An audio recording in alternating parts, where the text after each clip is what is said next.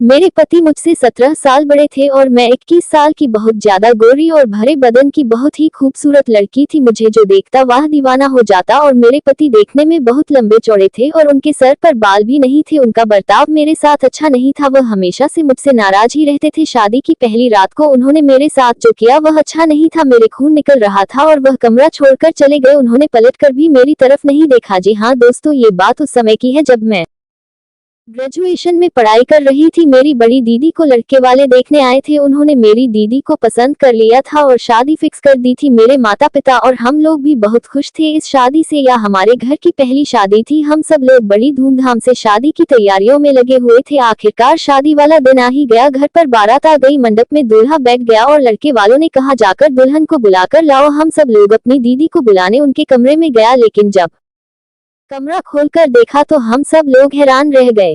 वहां पर दीदी नहीं थी, वहां पर सिर्फ एक लेटर मिला जिस पर लिखा हुआ था, पूजनीय पिताजी और माताजी, मैं यह शादी नहीं कर सकती। मैं किसी और से प्यार करती हूँ और मैं घर छोड़कर उसके साथ भाग रही हूँ, इसीलिए मुझे ढूंढने की कोशिश मत करना। अब मैं दोबारा लौटकर नहीं आऊंगी। यह सब सुनकर मेरे माता पिता के पैरों तले जमीन खिसक गई। सोचने लगे कि क्या किया जाए, अब तो बेइज्जती हो जाएगी पूरे समाज में। फिर मेरी मम्मी ने मुझसे कहा, बेटा एक ही उपाय है कि तुम दुल्हन की जगह ले लो। अब हम लोगों की इज्जत तुम्हारे हाथ में ही है। मेरी तो कुछ समझ में नहीं आ रहा था कि अब मैं क्या करूं। मैं मम्मी को ना भी नहीं कह सकती थी क्योंकि हम लोगों की इज्जत का सवाल था। इसीलिए मैं दुल्हन के कपड़े पहनकर मंडप में बैठ गई और मैंने यह शादी कर लिया। मैं यही सोच रही थी कि जब दूल्हे को पता चलेगा तो क्या होगा। मैं घूंघट ओढ़कर अपने ससुराल में बैठी थी। रात को जब दूल्हा आया और उसने घूंघट उठाया तो पूछा, जाओ तुम अपनी बड़ी बहन को बुलाओ। मैंने अपने पति को सब कुछ सच सच बता दिया। सुनने के बाद वह बहुत तेज गुस्सा हुआ और मेरे मुंह पर 2-3 थप्पड़ लगा दिया और मैं वहीं पर गिर गई। मेरे बहुत तेजी से खून निकलने लगा, लेकिन उसने मेरी तरफ ध्यान नहीं दिया और बहुत चिल्लाया और कमरा छोड़कर बाहर चला गया। मैं रात भर रोती रही और मैं कर भी क्या सकती थी। आखिरकार गलती हम लोगों की ही थी। ऐसा कई महीनों तक चलता रहा। उन्होंने कभी भी मुझे एक्सेप्ट नहीं किया। इसी कारण आज तक हम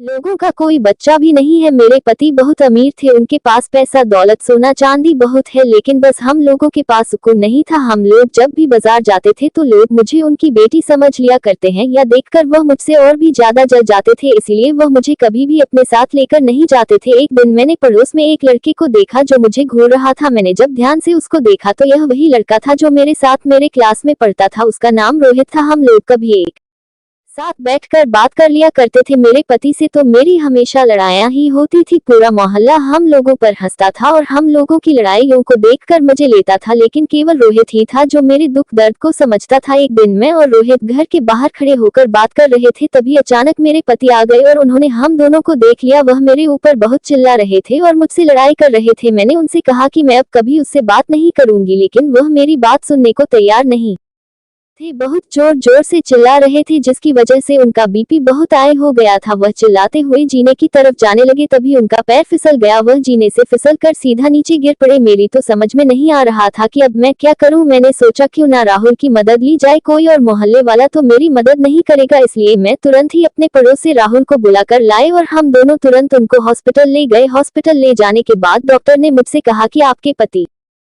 कोमा में चले गए, अब भगवान ही इनकी रक्षा करे। मैं भगवान से बहुत प्रार्थना करने लगी इनको जल्दी से ठीक करना। मैंने और राहुल ने दिन रात उनकी सेवा की। मेरे पति को भी एहसास हो गया था कि इतना पैसा दौलत होने के बावजूद भी किसी ने उनका साथ नहीं दिया, सिर्फ राहुल और मेरी पत्नी ने मेरा इतना साथ दिया है। एक दिन डॉक्टर ने मुझे कॉल की और कहा, आपके पति होश में आ गए हैं, जल्दी आ जाए। मैं और राहुल जल्दी से हॉस्पिटल पहुंचे। मेरे पति ने मुझसे कहा कि अब मेरे पास ज्यादा समय नहीं है, ये लो बक्से की चाबी, तुम और राहुल आपस में शादी कर लेना। मैं अब इस दुनिया से जा रहा हूँ, तुम लोग हमेशा खुश रहना। या कहते ही वह इस दुनिया से चले गए। हम लोग बहुत रोए और उनको अंतिम विदाई देकर अपने घर लौटे तो वह चाबी से हम लोगों ने वह बक्सा खोला तो हम लोगों के होश उड़ गए। उस बक्से में इतना सोना इतना चांदी था कि हम लोगों की 7 पुश्तें बैठकर खा सकती थी। मैंने और राहुल ने शादी कर ली। आज हमारे 2 बच्चे भी हैं। आज हम लोग मजे से अपनी जिंदगी जी रहे हैं और बहुत खुश हैं।